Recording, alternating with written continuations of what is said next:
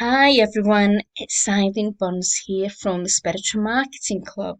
Now, I decided to do this little video just to try and support you all and to remind you of the simple things that you can actually do each day, or even in your marketing, or even if you're not running your business anymore or have to close shop, the simple things that you can do in your social media to be of service in the present crisis. So the first thing I want to remind you is we have to be an example. So the first thing we have to do is to make sure we are looking after our own health. Okay, we're doing things to remain strong and solid so that we can be an example. And it's not just do as I say, but do as I do. And things like making sure that you're meditating, that you're taking the time out, that you're being strong, and that you're being present and in the moment will all help. And if you are posting things on Facebook and you can do it from a sense of presence and calm and share nuggets of wisdom without getting caught into the drama or the panic or the worst case scenario, you will really help others find the strength, because it's about you tapping into your strength and helping other people tap into that. The more that people can actually see that there's people still being calm and relaxed and are able to support them, it's going to help. It's almost like, to me, it's like an image of feeling that people have been bathed and supported and they feel cushioned, they feel a bit protected. At the moment, people are feeling so vulnerable, they're so caught up in the fear, and many people are just constantly watching the news or looking for information in news feeds, and they're filling their head with all this negativity that is instilling a lot of anxiety and stress. We have to be kind, and we have to remember that a lot of people will be triggered for different reasons, for different past traumas, and there might be things that we don't understand why they behave a certain way, even the panic buying. But a lot of times it will be reasons why people are doing this, for things that you may not want to even think about. And we've got to remember that we have to try and be as kind as we can, okay? Because naming and shaming is not going to help people either, okay? And we will all have our vulnerabilities through this circumstances for all sorts of reasons. There will things that will come up. And we've all got to remember we're all in here together. We're all different. We all have different weaknesses and strengths. So it's just a reminder to be kind to yourselves first, and then obviously kind to others. Another thing that I think I know that I will be doing, because that's been my area of expertise for 20 years, is anxiety and stress management.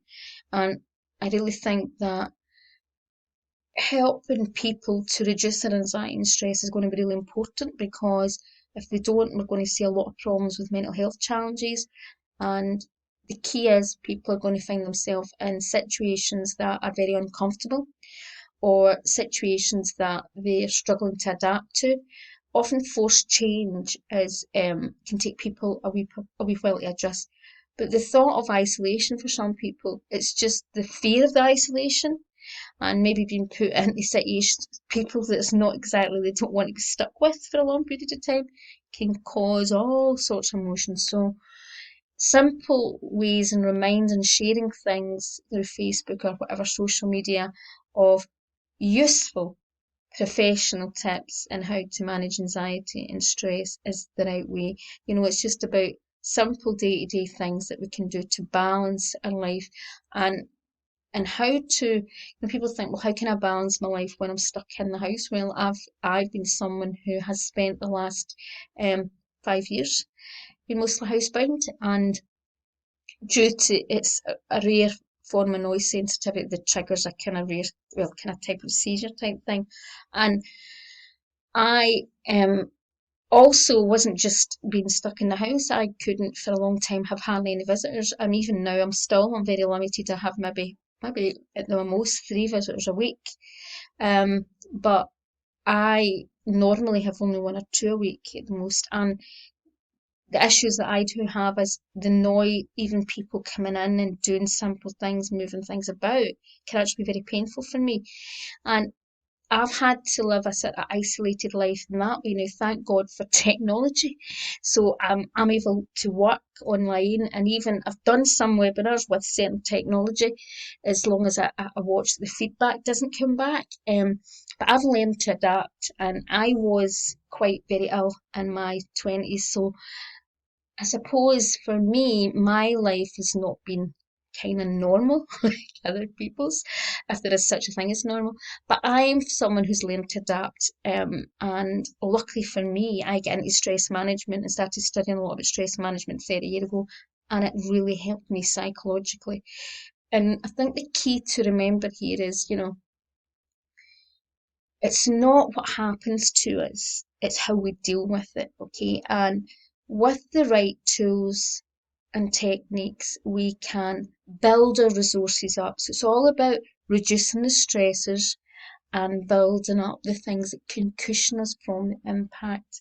And one of the things that I would always say is I've trained in so many tools and techniques, and I've also tried so many tools and techniques, and I would always still go back to meditation. The ability to be able to access peace is so underrated. And if we can teach people things like that, how to meditate, okay, and how to access peace and stillness, that's one of the most powerful things you can do, because you can get people out of their head, beyond their thoughts, and give themselves some respite. So anything that's going to help people to reduce their anxiety and stress and give them a bit of peace is going to really help them, no matter what they're dealing with, no matter if it's isolation, no matter if they're on the front line and they're dealing with drama upon drama. We're going to see a mixture of different things that people are going to have to deal with, and different types of services.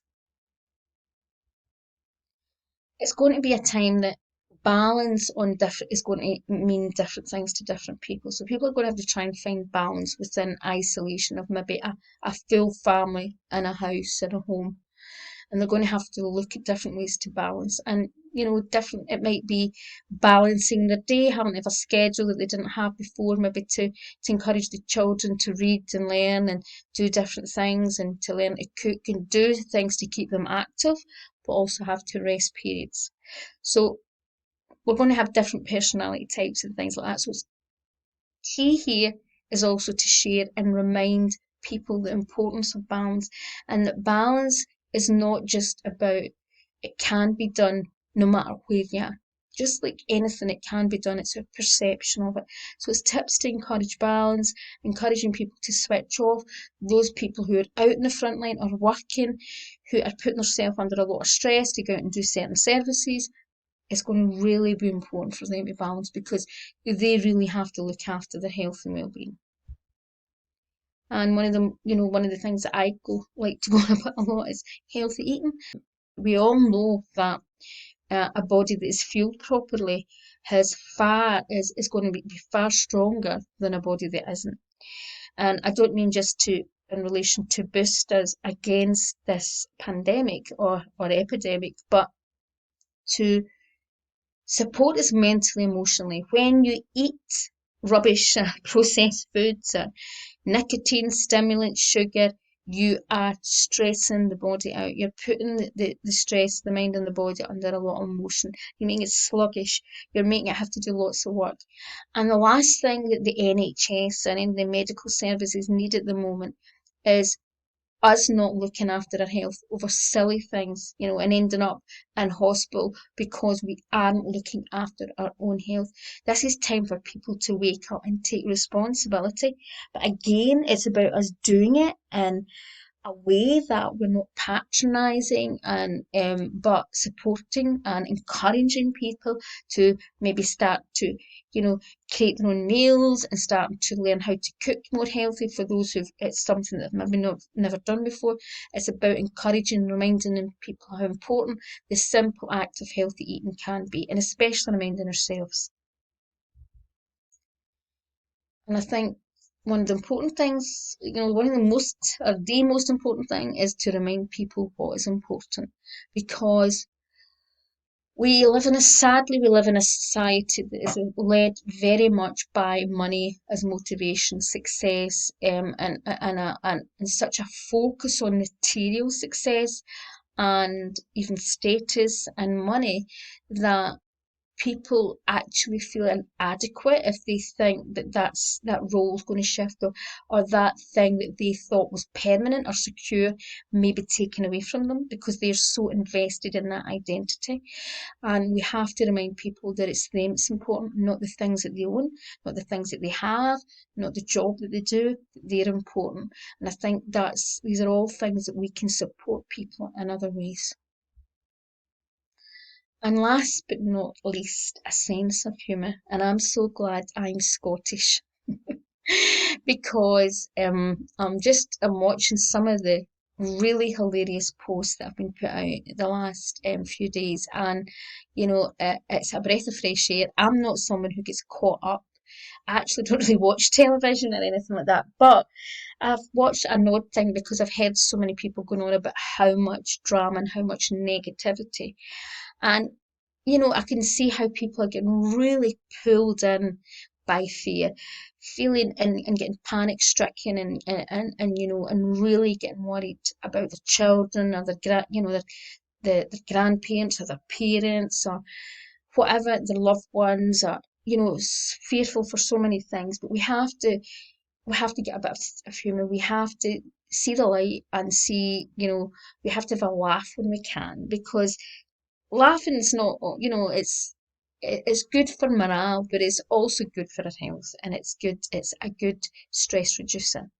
So I hope these tips have helped, and they're all just to remind us that, you know, they're all kind of common sense, but sometimes it's just to remind us what can we do, because I know these type of situations can be very challenging, and saying a lot of people are a wee bit fearful. Those of you who are very heart-based and spiritual-based do not want to be seen as making an income off people's, this time of real suffering. But you can still go and share free tips and do things for free when you can. Sometimes we can't always do that, but it's about doing what we can and just being there and showing on, for example, on our social media, that we can support our audience and give them little bits of things to keep empowering them, keeping them in the right um, frame of mind. Because if we pull people into panic and drama and pain, people start making very rash, wrong, unhealthy, fearful decisions. If we support people and we encourage more love and compassion, we will start to see people feeling more supported and less fearful. And I think that's what we all want, and we all want the best solution to come out of this situation. So I'm wishing you a lot of love and a lot of self-kindness and self-compassion for you all at this moment, because it is a difficult time for various reasons, and for all of us who are light workers in some capacity, it's going to be, I believe, this time is going to be a time where in many ways we're going to have to stand up and take our place and do what we're here to do. So, you know, you all have gifts, you all have special gifts, and it's about owning those gifts and being able to share these gifts in a heartfelt way. So, bye for now.